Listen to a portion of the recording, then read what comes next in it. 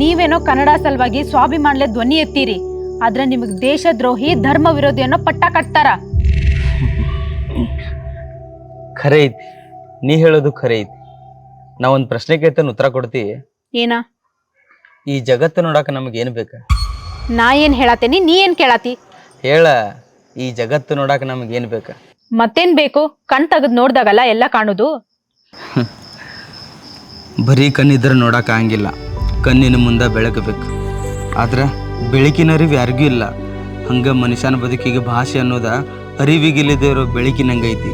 ಪ್ರತಿನಿತ್ಯದ ಬದುಕಿಗೆ ಭಾಷೆ ಅನ್ನೋದ ಅತ್ಯಮೂಲ್ಯ. ಆದ್ರೆ ಅದ್ರ ಮೌಲ್ಯ ಯಾರಿಗೂ ಗೊತ್ತಿಲ್ಲ.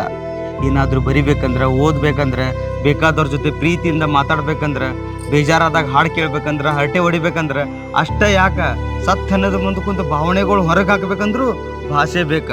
ಜಗತ್ತಿನ ಎಷ್ಟೋ ಭಾಷೆಗಳಿಗೆ ಸ್ವಂತ ಲಿಪಿ ಇಲ್ಲ, ಸಾಹಿತ್ಯ ಇಲ್ಲ, ಶಾಸನ ಇಲ್ಲ, ಇತಿಹಾಸ ಇಲ್ಲ. ಆದ್ರೆ ನಮ್ಮ ಕನ್ನಡ ಭಾಷೆ ಅದನ್ನೆಲ್ಲ ಒಳಗೊಂಡ ಶ್ರೀಮಂತ ಭಾಷೆ ಐತಿ. ಆದ್ರೆ ಅದರ ಅರಿವು ನಮಗಿಲ್ಲ. ನಾವು ಯಾವುದೇ ಜಾತಿ ಧರ್ಮ ಪಕ್ಷದ ವಿರೋಧಿಗಳಲ್ಲ. ಇರೋ ಸತ್ಯನ ಪ್ರಾಕ್ಟಿಕಲ್ ಆಗಿ ಲಾಜಿಕಲ್ ಆಗಿ ಹೇಳಕತ್ರ ಭಾಷೆ ನಸೆ ತಲೆಗೇರಿಸ್ಕೊಂಡು ದೇಶದ್ರೋಹಿಗಳಲ್ಲ ನಾವು.